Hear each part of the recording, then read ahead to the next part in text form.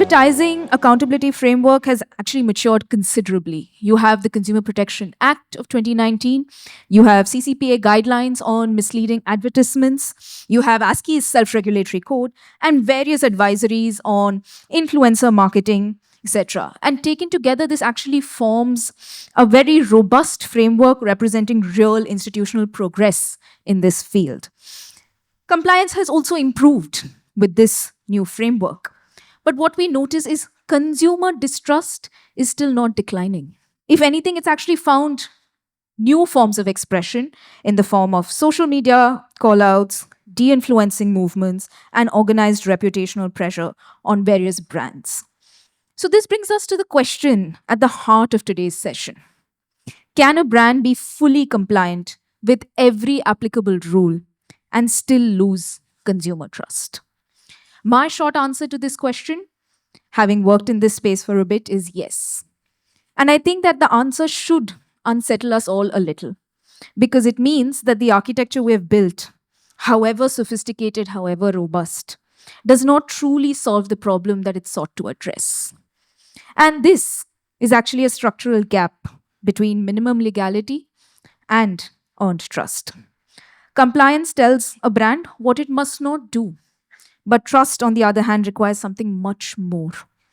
Transparency that goes beyond disclosure requirements, substantiation that goes beyond what regulators demand, and conduct that holds up not just to legal scrutiny, but to the judgment of an increasingly vocal and informed consumer base in India. What makes this harder is the environment in which advertising now operates. And like you heard in the previous session, right? Consumers are encountering brand content in a digital ecosystem, which is the same digital ecosystem that forms the base for misinformation, scams, and fake news. The credibility challenge for advertising is therefore not only about what brands are doing, but it is about this broader context of low institutional trust in which they are operating. And of course, enforcement should also keep up pace with this changing environment. When violations go unaddressed, it erodes not just trust in individual brands, but in the regulatory architecture itself. And this is partly why consumer activism in the form of boycotts, public backlash, social media pressure has become, for many consumers, the more reliable accountability mechanism. And these are some of the tensions that we'll try to tease in the panel discussion today. And so I'm looking forward to a very candid conversation with the panelists here, and hope we leave this room with more food for thought and change. With this, I'll start the discussion, and maybe we'll start focusing on what the regulatory framework does and does not do. And I'll start with Mr. Bhasin. You are, of course, with a large FMCG company, with a diverse product line. How would you think about drawing the boundary between what the law mandates and what you voluntarily comply with or go beyond compliance with on your own? What sort of internal discussions have you had about this in your organization? Okay, thanks for having me here. And I think it's a very layered questions, and there can be multiple answers to this. But I think, coming from a consumer sector, brands is our biggest asset. Consumers are our biggest stakeholders, and that's where you are talking to them continuously. I see advertising as a way in which the company is communicating with is the largest stakeholder, the most important stakeholder. I think in that communication, companies needs to be absolutely aware of the changing times, right? And if you are not conscious of that, then you are missing the trick over there. As you rightly said, yes, there are enough and more laws around this, but I don't think it is possible to complete everything, what Mr. Jaju also talked about, which is openness, fairness, transparency, the right conduct, right, which consumers are expecting you to have. So if the company and the foundation of the company and the brands you relate to is being built on the philosophy of the trust and winning consumer trust, then you have to talk to the consumer in their language. You have to stay relevant to where consumer is moving, right? Just to give an example, right? If Lalita ji went to buy surf. It was absolutely fine for only Lalita ji going and buying surf.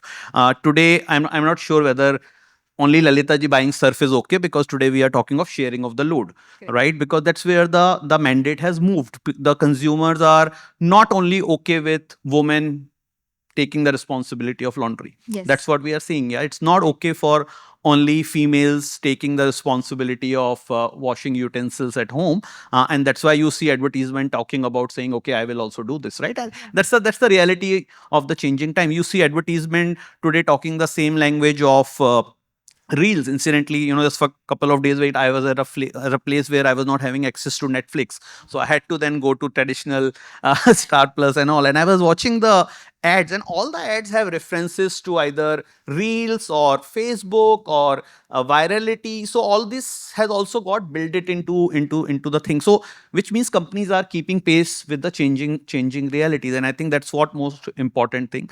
Coming to your question, I think for companies like us, doing basic compliance is minimum threshold. We have to do it. I don't think there is any option.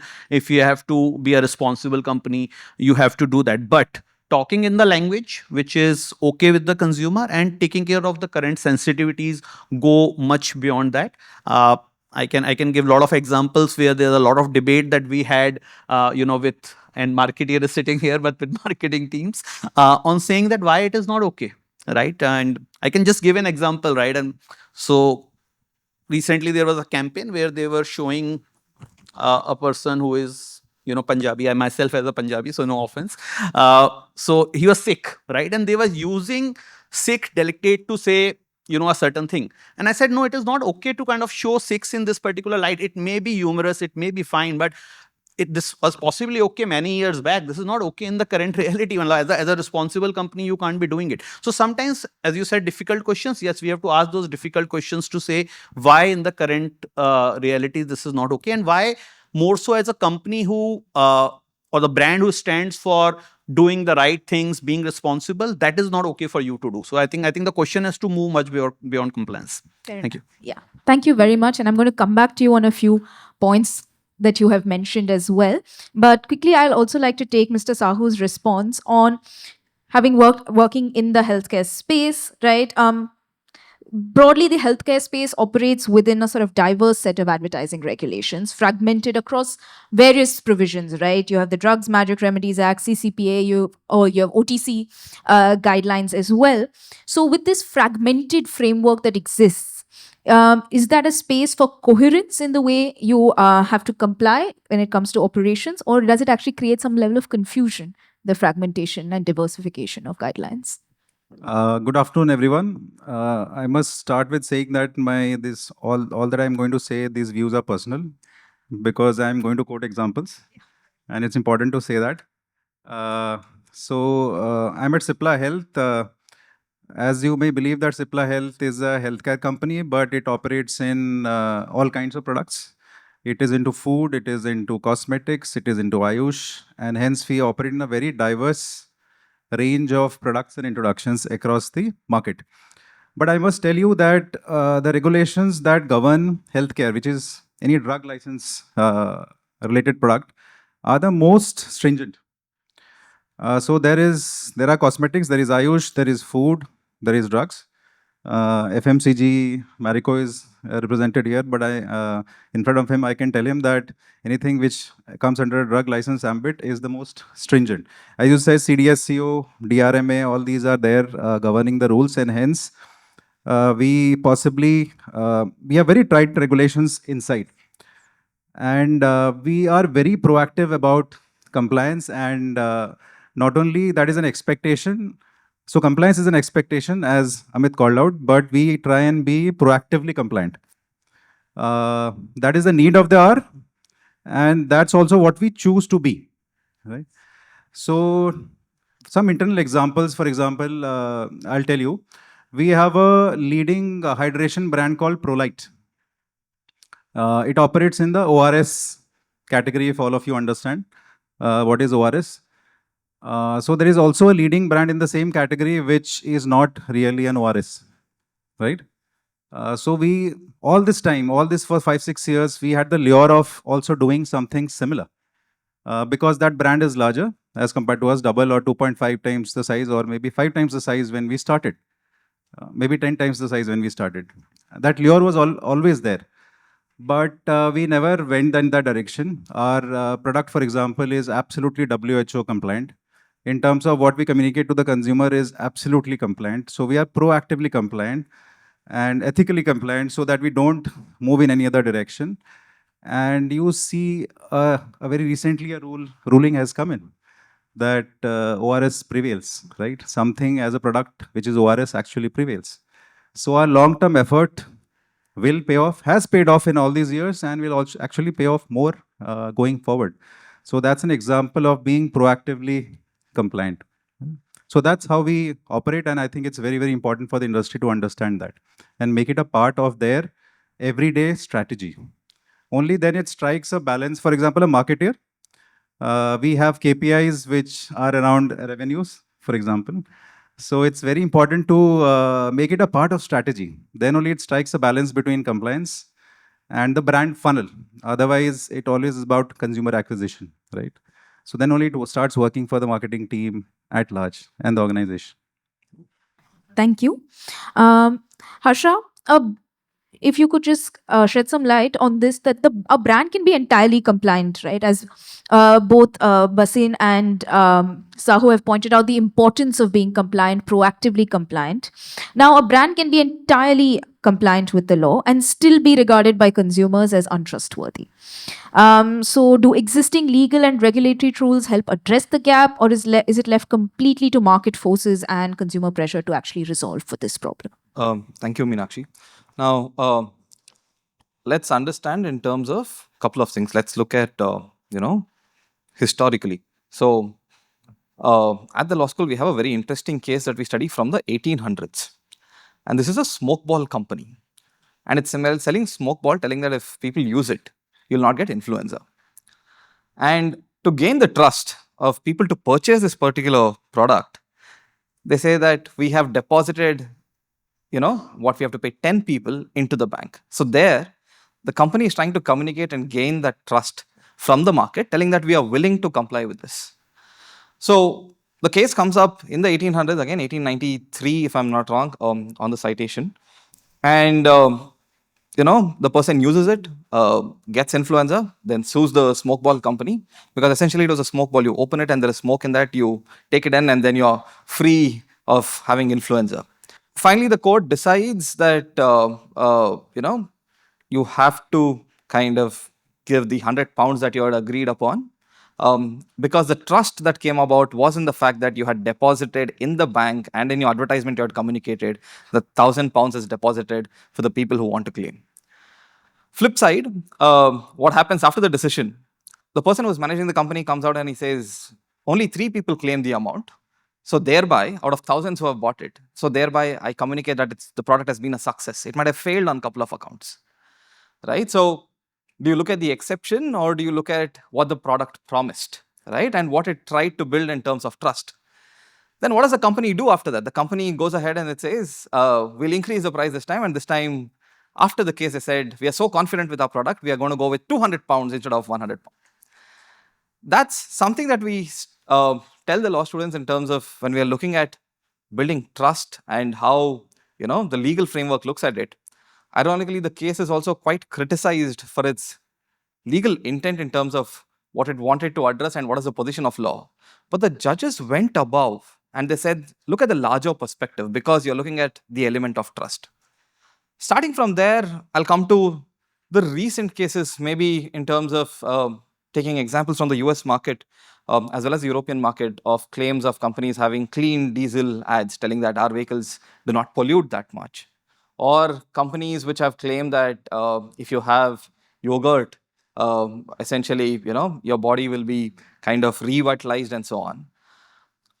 Here, one you're looking at, when you're talking about diesel, environmental claims, and the other one you're looking at something called as health claims. The FTC came quite heavily on them, as well as in the other jurisdictions. So if you look at a transition from the 1800s to somewhere around these instances happened in the 2000s, the narrative has been the same, right? Everyone has an opportunity to kind of communicate what their product is and everything, but where do you kind of draw the line? They were all legally compliant to that day, but were they enough to get the trust of the market? That's the gap that was there. And it was actually court or regulatory rulings that kind of addressed that particular issue. So what does that leave us with in the current situation? It's simple. I came across a very interesting ad recently. It was a property ad. And there was an asterisk, and that's where we all look at. And then I thought this is a trademark name, and then there was a beta there, right? Now you're using Greek alphabets, and that said, RERA approval is only for one of the towers, not the remaining towers, right? So now the asterisk has become the beta, and maybe tomorrow the gamma, right? Then someone like me will look for the finer details, but the larger consumer market is not in that position to look at it, right? So if you're looking at trust, it's not that it'll happen at one layer. The larger companies, I feel, have a much more heavier, kind of burden to bear. And that will set the tone for the market that the others will start complying, because they should be in a position to call out, telling this is how ethical practices need to be there, even if the law does not mandate us to do it, right? So I think the larger burden starts on those companies who can actually communicate to the larger masses and bring those issues to the forefront. Thank you very much, Harsha. I want to just go back to some point that Mr. Bhasin had mentioned, which was that we need to be more sensitive to changing perceptions, so on and so forth. So I'm wondering if now consumers are, of course, increasingly calling out many brands through social media, de-influencing movements, organized reputational campaigns, so on and so forth. So is reputational risk today a stronger operational concern than legal risk? The short answer is yes. Yes. Absolutely.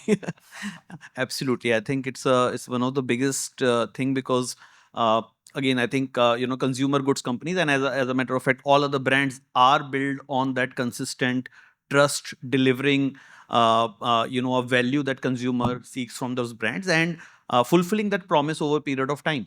And the brand stands for a particular identity, right? There is an identity of the brand. So the company I come from, Marico, Parachute stands for purity, right? Safola stands for good for you. So these are identities these brands have built over a period of time. Now you can't allow anything to kind of come in the way. So if tomorrow somebody comes who kind of says that I want to launch a product in Parachute, or come up with an advertisement with anywhere plays with this purity imagery of Parachute, we won't allow that, right? Because this imagery has been hard earned trust which has been built over period of time. So yeah, answer to your question is that yes, reputation damage to the brand and reputation damage that a campaign which is on the border line can cause is immense. And yes, as a in a legal profession today, in all the deliberations that you do in corporates, we do spend a lot of time in understanding what could be the implication of this particular campaign from a reputation point of view. It may be legally all perfect, all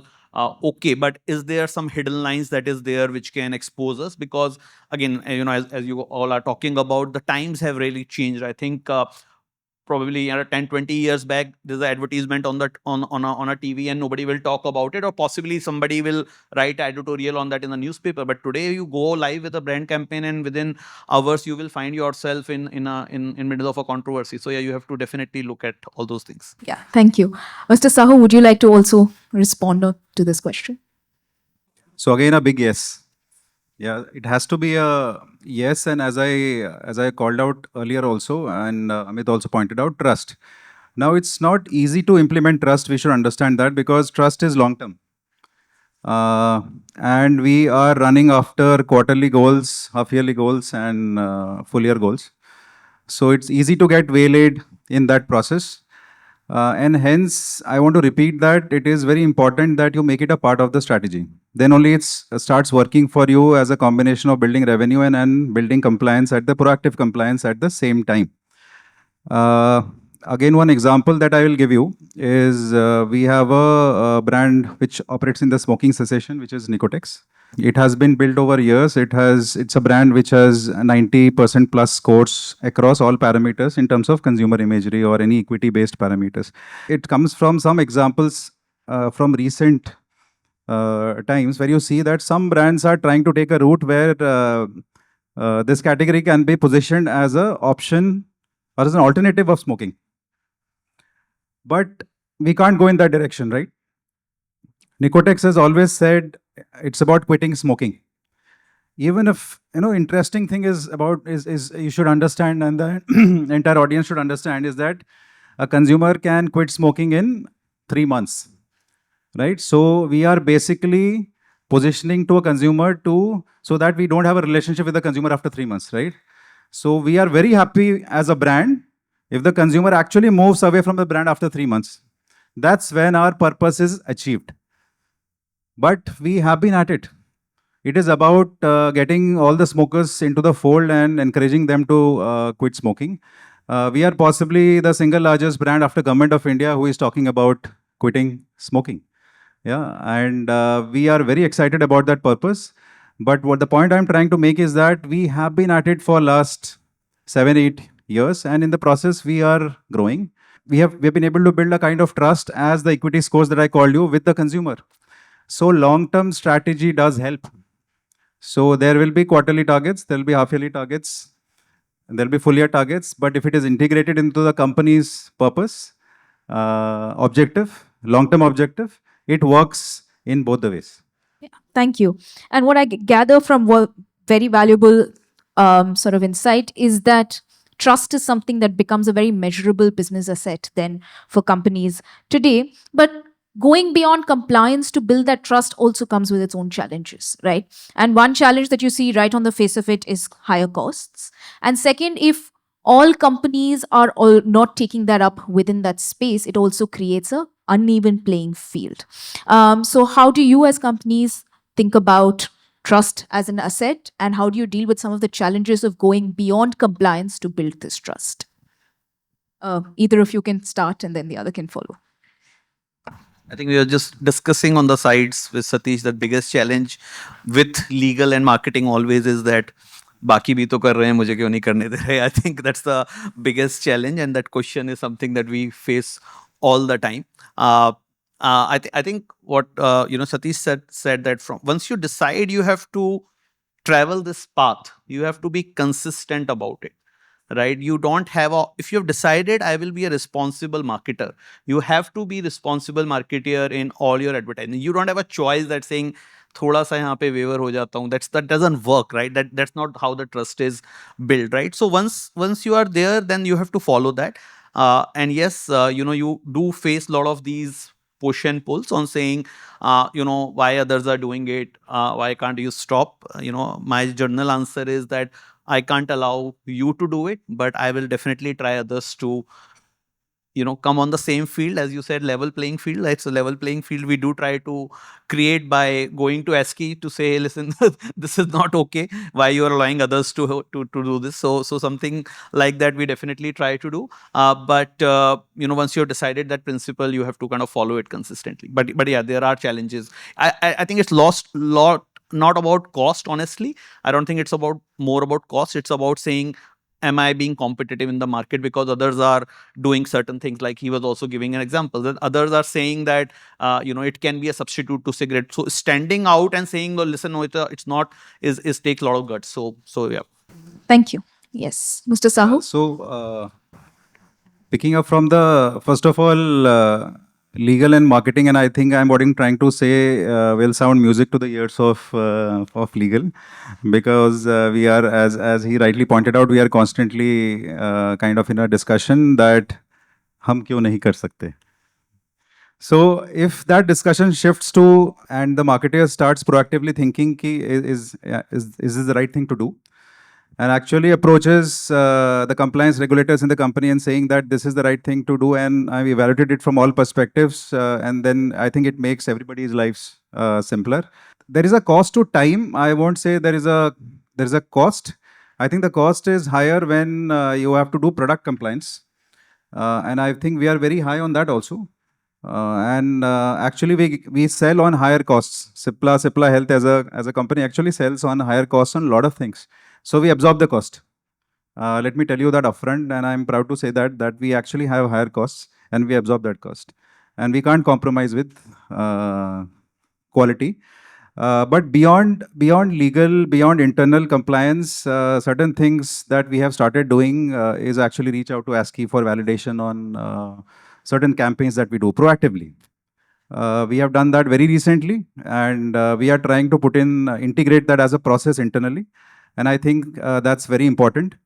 Another thing that I think is very important is how do what KPIs do marketers carry in their goal sheets?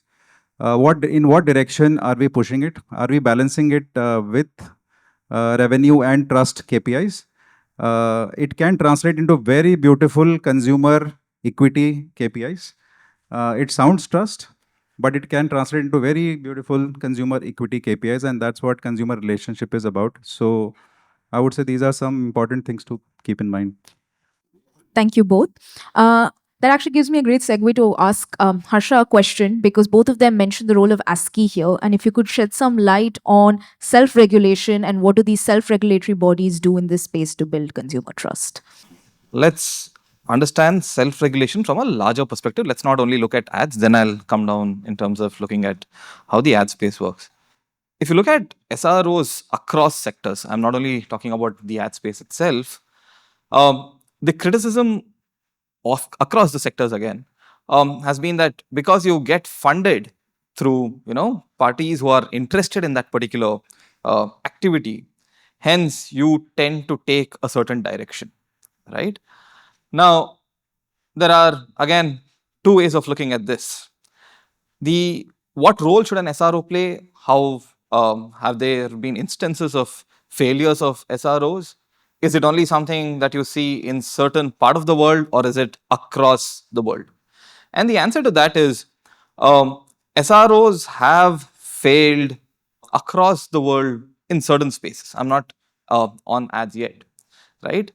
Let me again come to specifically on ads. As I was telling you in my opening remarks in terms of how there were companies which were called up by the FTC and so on, there again, they said, how could the SRO permit this, right? That's the larger question that came up. Because now, one, you're kind of putting in the trust in the product or the company, but you're also placing trust on this SRO, which is much more higher on the threshold.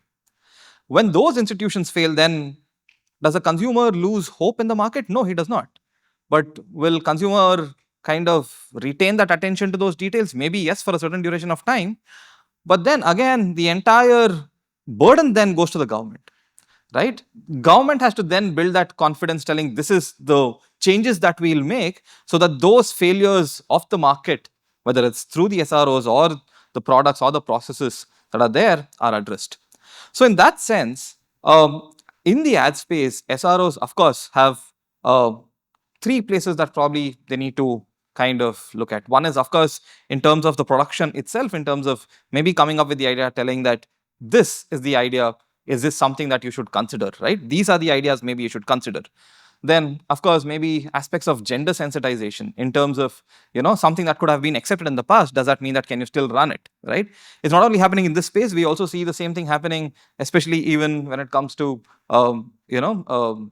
movies, for example, in terms of how something that was accepted at one particular point of time, it might not be today. So in that larger context, SROs have now a higher role to play. They also need to keep in count in terms of not only what the law mandates, but also what is society expecting out of them. Because the law might not mandate everything. It might not give you a prescription on everything. A lot of times, even in terms of when you're looking at the judiciary, unless and until the court hears of that matter and passes the direction, you don't have a direction in that sense. And a lot of times, the government might have not even thought of this to be an issue. So there, yet SROs have a higher threshold in terms of their obligation to come up and address those kind of concerns. All right. Thank you very much, Harsha. I'll probably come back to you on regulatory bodies in a bit with a follow-up question. But one question I again wanted to pose to both Mr. Bhasin and Mr. Sahoo was, digital advertising today is not just about content anymore. right? It's also about how an advertisement is actually experienced.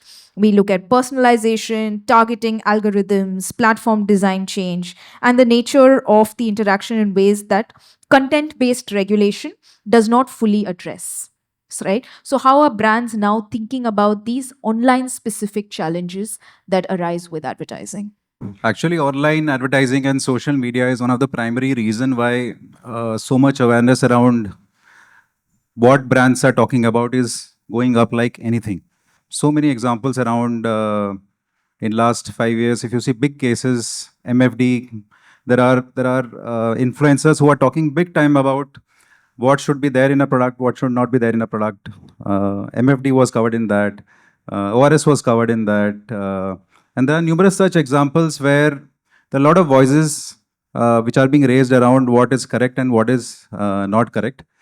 While the regulation is getting built, again, it is about proactive compliance. It is about responsibility of the content within the ethical boundaries that you are building. So unless that gets to a certain level, and I think in this perspective, a level playing field is very important. It is a responsibility maybe for large companies and large brands to make that start and take that step. But it is also very important that others realize and go in the same direction and don't start forcing other brands to actually take a U-turn and start thinking in another direction. So a level playing field, I would say, is a very critical parameter in this to be able to achieve that, what we are seeking. Yeah, I think see, of course, this always on conversation is the order of the day, and it will continue, right? So there is no second view about it, and companies and brands have to participate. Having said that, I believe that the basic principles of advertising doesn't change. It's just a different medium, right? So the principles we just spoke about, which is openness, transparency, clarity of communication, right? Talking in the language that consumer wants to hear, is something that you still follow when it comes to digital marketing, digital advertising. There are added nuances. There are added nuances of privacy. There is added nuances of whom you are targeting. There is added nuances because you are talking in a bite sizes. And there is added complication that there are people now who we just talked about, influencer, who are not in your direct control, but you want them to talk about your brand. And how do you ensure that the narrative these guys are talking about is still within the four boundaries of openness, transparency, ethical considerations, and all of that. So I think there are added complications, definitely, but I think it's a new medium that is there if you have the basics right of advertising and follow these principles that I have to be open, transparent with my consumers, and I will do what we call it as a responsible marketing. I would believe that it's just another medium. That's how I look at it. Yeah. Yeah, just Yes, to add please. a point to that, a perspective which maybe will connect with the audience is the content largely stays the same. For a large brand, it stays in the same direction for a TV or a digital, right?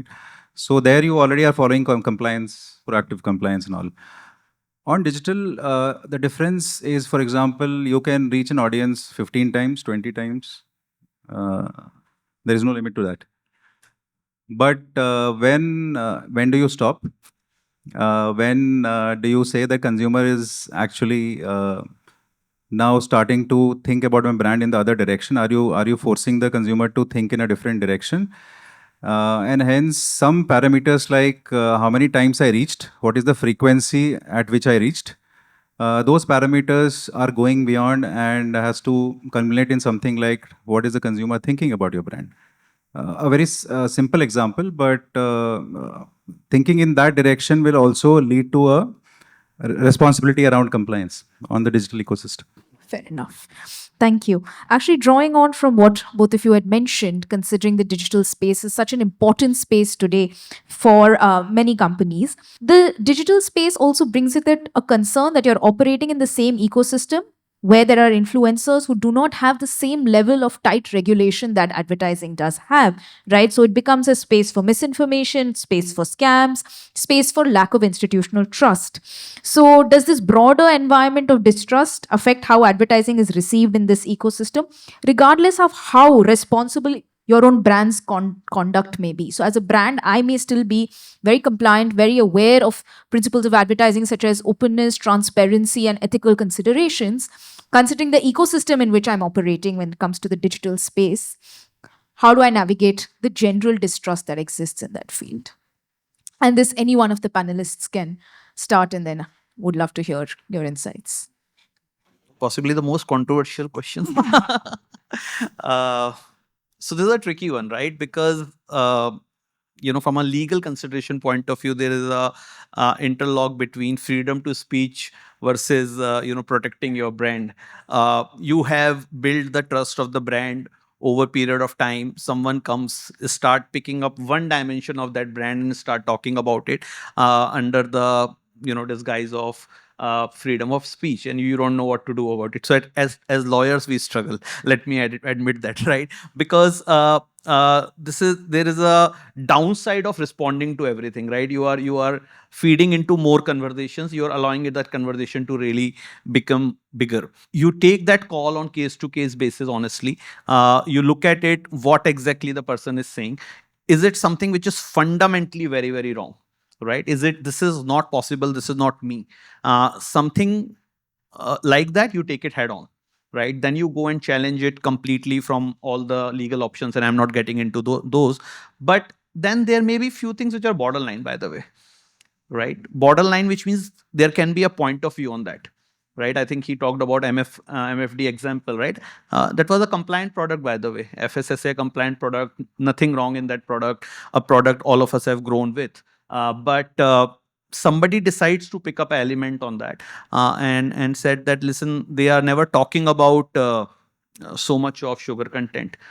Was that true? I don't think it was completely true. They were talking about sugar content. Sugar content was there on the back of pack. Now you can say the consumer has chosen not to kind of look at that. That can be a very different conversation. But you decide what battle you actually want to pick up, right? And it's always a tricky one, because from a look at from a parent point of view, say, oh my God, I have been feeding my kid this for such a long time, I was not aware of this, right? So there's an element of this. So that's what I call it. These are a little gray areas, and you have to be careful how do you respond to it. But I think this is something which is a live debate. We are still talking about it, because yes, there is one set of influencers which as a company you are directly controlling, which I talked about, or you are giving them the brief, you can control them. But the de-influencers, you have no control on. So yeah, you decide on case to case basis. Yeah, thank you. Yeah, so one side is how you respond to it, but the other side is how you behave as a brand. So generally, there is a high level of distrust, right? So I would want to ask this question to the audience. How many people, once they see a content, if some known face is there, would you think it is endorsed or not? Does that question comes to everybody? Can you raise your hands? Does this question come to most of you? It does. But it is not operating like that. Everything is not endorsed. Actually, I saw two videos in last 1 or 2 weeks where the celebs had to raise their hands and say, this is not endorsed. This is not endorsed. I'm talking, he or she was talking about a certain brand, and they had to categorically say it is not endorsed. But because there is a general level of distrust and suspicion around, and you try and think whether the brand is saying the right thing, what are they not saying? Are they saying the right things? It is endorsed. Is it X, Y, Z? All it's generally a environment of suspicion and distrust which is there. I think, and all brands which are also trying to do compliance and which are trying to follow compliance are also facing that, and also they are also facing that suspicion and distrust. That comes with the medium that you are operating in, the social medium that you have to operate in. But in light of that, you have to choose what you do. So if you have chosen the right path, which is of the trust, which is of ethical responsibility, you will have to be at it. It will protect your reputation in short term for sure, but it will build a relationship in long term, and it will give you benefit. It will give you higher market shares. It will give you higher revenue for sure going forward. So that's how a responsible brand should behave. Yeah. So I'll talk of a personal experience, and I'll bring it in from there, right? So my partner keeps complaining that I take too much of time to book a hotel. Right? Simple, because I don't go for the newest or the latest reviews. I always go for the lowest rating, because that's where the criticism is. and I don't want in the the reviews to see that something might be paid, right? So I always go for the lowest one, and then identify, is there a thematic approach to this, right? Is this consistent, or is this 6 years ago, 7 years ago, or is this something latest, right? But there will be again, in these reviews, in these communication to the larger world, there will be biases, right? Some of them show it in their words, some of them don't. And the same applies even for the social media, in terms of when you're have these influencers or de-influencers, there is a trajectory that you can understand, but that won't come out in the first instance. You watch a couple of their videos and you say, okay, this is how this particular person goes, right? There's another aspect that comes into all this. Does a consumer have enough time to do all this review for something that he purchases on a routine basis? Maybe a small commodity, maybe he's picking up a biscuit packet, right? There, of course, the level of trust, and even in terms of the level of investment that he might be putting into that small product might be less. But let's say he's deciding to go for purchasing a real estate project, right? He's purchasing that. In that space, looking at negative reviews telling that there is no response from the team, the delay in the construction activity, whatever it is, that again signals something in terms of, okay, maybe I need to avoid this, right? But this is also another larger thematic, interesting report that I saw recently, that a lot of consumers get confused looking at all these different reviews, because all of them are signaling that every brand that I thought I could trust, I can't trust because of these reviews. So now, for a place like an SRO, it becomes very important to say, maybe these are some of the things that you need to look at, right? These are some of the credibility information that you need to look at. And this is how you can bring that transparency that you need to look at. I have another small, simple example. I was asking some of my students, isn't this company doing great? I was teaching financial market regulation, and they put up this particular annual report of this company listed on the stock market, and they say, no, sir, they're making profits, but by selling assets. See, I did not have to take the effort of reading the finer print of that entire annual report of the company. I could just upload it and then come up with information. So the next generation is not going to read through all your documents and your thing. They're going to just put it up on one of these large language models, the LLMs, and say, can you summarize it for me, right? And they'll say, okay, I'll take it on this value. This is what the next generation is going to do. Right? They're not going to sit and go through all those fine prints, and they're going to go with that face value. So brands that are building also have to take care of this in the future, in terms of, on those transparency accounts, how is my language and what is my reports, my communication to the larger market? How are the LLMs also treating this? How are the influencers and de-influencers treating this? Becomes the next game in terms of what we need to look at. Yeah. Thank you very much. I'll just deviate slightly and we'll think about enforcement a little bit over here. So, Harsha, trust in institutions in India has historically been quite limited. And with the lack of, well, when enforcement falls short, consumers do resort to such forms of activism through social media, boycotts, public backlash, so on and so forth. Do you think this is a healthy development, or does it actually introduce its own distortions? And is this pattern something that's specific to India, or do we see global trends there as well? Okay. Again, it's very simple.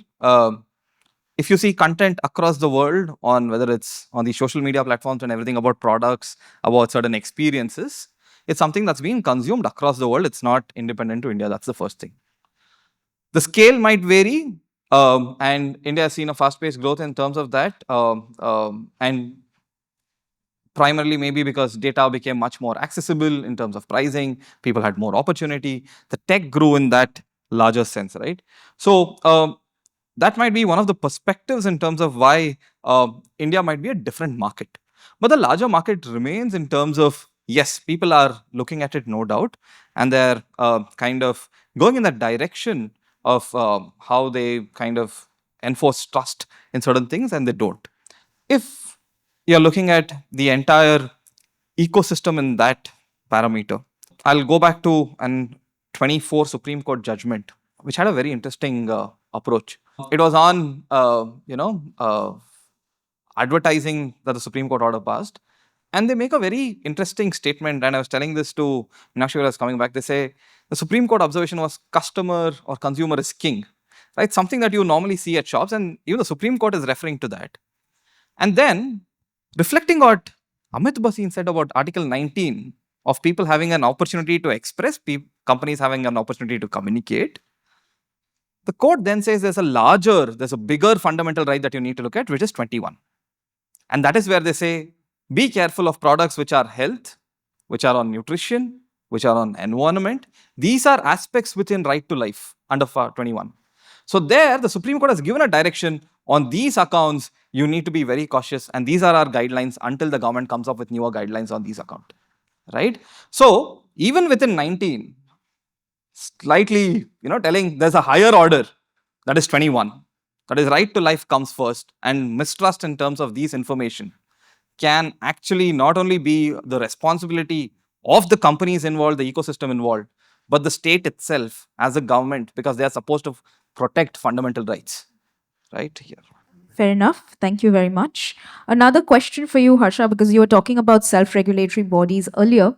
I wanted to come back to this point. Are consumers now becoming the real regulators of advertising through social media? And if so, what does that mean for formal regulatory bodies as well? I think they should answer that better, but let me kind of give a hint towards to that, them right? as well, yes. I'll give you a hint towards that. I don't see they're becoming regulators, but again, they are becoming a means of getting public to kind of see a particular perspective. It might be wrong, it might be right. I'm not onto that particular part, right?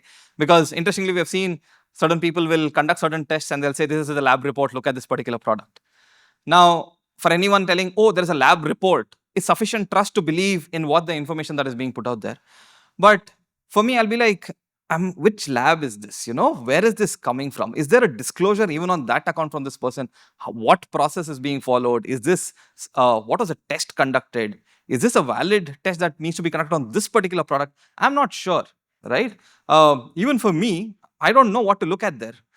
Then I start looking at patterns, as I said, right? And then I have to make my own choice.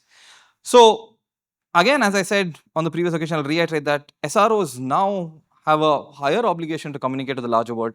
These are some of the things that you need to maybe look at, and especially on those things that are, as I said, Article 21 of things that impact right to life. The others may be a subset. Yes, it's important, but it's not to the prominence of protecting life and health. Right? Yes. Thank you. In fact, that's what in the previous session also we saw three categories of products or areas that consumer law and advertising regulation is focused on. We looked at the health sector, of course. We looked at the financial sector, and we looked at education and coaching as well. So this speaks to some of these broader principles that are emerging from Article 21 and what we're placing at a higher priority. So thank you for that, Harsha. Mr. Bhasin and Mr. Sahoo, any comments on that? Consumers becoming the new regulators? Yeah, so that's a reality for sure. And they are like extended arms of, say, ASCI, for example, or other regulatory bodies, which help bring up or things possibly which are not right, or bring to the notice to evaluate something much more closely. But I think I would want to vision a world where maybe this is not required. And that requires self or proactive regulation compliance to be practiced by companies. And I think the root cause, again, I'll go back to something which I said earlier, is level playing field. I think some kind of distortion within a category, if brand A is trying to practice compliance, brand B, C, D, E are not practicing. At some point of time, it will try and push brand A into that that kind of practices. So it is very, very important and critical that it is a level playing field, and that's where bodies like ASCI come in to ensure and have forums like this to promote self-regulation. But I think that's really critical for future. A consumer will always play a role. ASCI can go from to an extended arm to listening to consumers better, to be able to pick issues better. But why not have a world where it doesn't come to that? Yeah, thank you. So I don't know whether consumers are becoming regulator, but they are more aware. They are asking more relevant questions now, and they are not ready to consume whatever you give them. Right? I think that's the change. Sorry if I'm digressing a little. There was a very interesting one viral video which was going on where this girl from a corporation was cribbing about her manager going on leave. Right? She said, "How dare you stop while giving on my leave and telling me when I was at the airport that you have to work on a project," right? And it set me thinking that how times have changed. Possibly when I started my job, if you are getting a job, the company was there, right? You can't say anything to your boss, right? Because they have given you livelihood. That's where possibly, my generation, I started in possibly generation.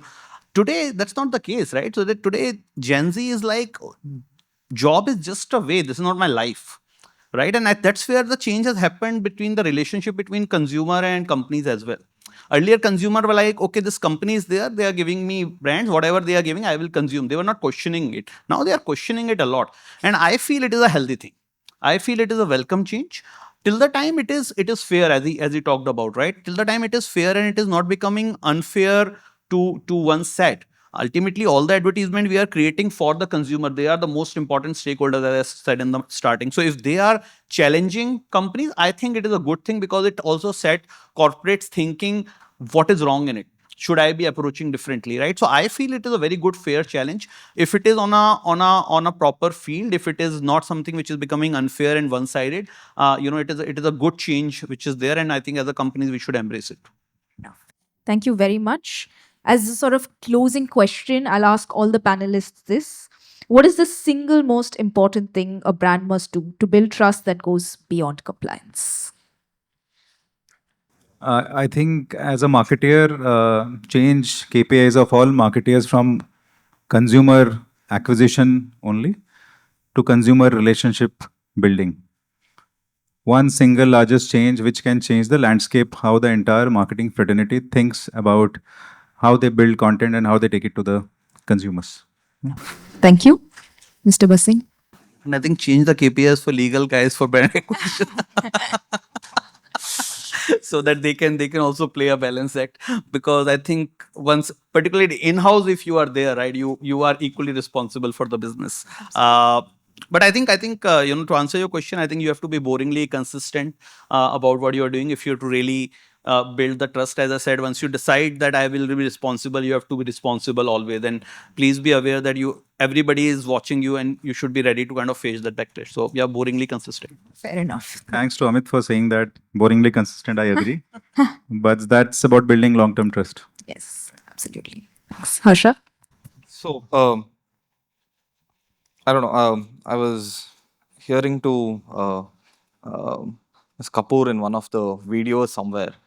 And she said, someone was asking her, what should ads do, in terms of their form of expression in the future? And she said, should they restrain in terms of not going, making any statements which are egregious in that sense, or should they go in terms of, overboard? And she said, maybe it's better always to go a little overboard, because then maybe the communication might be that, this is just an ad, this is for consumption, we're just telling our presence, don't take it too seriously, right? And you as a consumer also kind of exercise your, choice in terms of what is this product that I'm consuming. Yes, I think that's where it is. And the most important thing, of course, consumer has to be aware, but transparency in terms of what you're trying to communicate, what you're clearly, not intending to communicate, is something that needs to occupy the space. We can take a few questions from the audience. Anyone from the audience have any questions? Yeah, hi, my name is Tanish and I'm from DY Patil second year. So this is question for you, Satish sir. I'm a filmmaker student. And when we talk about ads, we talk about marketing, we set a position, ki I want to sell this thing and I want to create some attention. So regarding Nicotex, I have only seen 2 creative ads. But right now, why can't we see any ad which says, this will make us stop smoking? I have one friend who smokes and then he chews the Nicotex just saying ki isse smell jata hai. But he doesn't know what are the after effects. So I guess we should, so what type of advice you would give me if I want to make an ad regarding this awareness? So brand has other things also besides positioning. It has a purpose and many other things. It starts from there and hence executes a certain positioning which is delivering to that purpose. And Nicotex always stands for quitting smoking. Now let me tell you one interesting example, very similar to an example that you gave. So cherry blossom, we all know. Cherry for shoe shining. So what do you think? What is the other usage? It is something else which is used for in a very large scale, maybe accounting for 20% of the brand revenue. Take a guess. Cherry blossom. Sorry, kajal. Wow. No, sir. Any other guesses? No. So, absolutely. Make buffaloes shine is accounts for 20% of cherry blossoms revenue. Brand doesn't position for that. Yeah, so you have to understand that brand tells consumers something, but there will be always be a 10, 20, 30% of consumers who are doing something else. So what you are saying is citing as an example of that. But we are very proud to say that we have been able to reach more than 1 crore smokers till now. And it's a very difficult job to make somebody quit smoking. If what your friend is doing in that process, he quits smoking one day, that will still be purpose achieved. But that's not exactly what we are positioning for, but it's still happening, right? To be able to, have I been able to answer you? Yeah, I just wanted the question like, if I'm going to make an ad for Cipla Health regarding Nicotex, what advice you would give me to cover these points in a creative way? So, smoking, what are the most common ads that come to your mind when you think of smoking? What are the ads that you have seen ever? Regarding quitting smoking or Anything related to smoking on the when I watch TV, Ferrari, cinema? Hindi cinema mein when smoking Mukesh. hota hai to masculinity zyada Remember dikhti the hai. Mukesh ad? Yeah, Mukesh ad films ke pehle. So that is about. So what does that say? That talks about fear. Yeah, it ये talks हो about जाएगा, fear. Cancer ये हो हो जाएगा, Yeah, ये मुंह काटना पड़ेगा and all that, right? Yeah. So that's fear.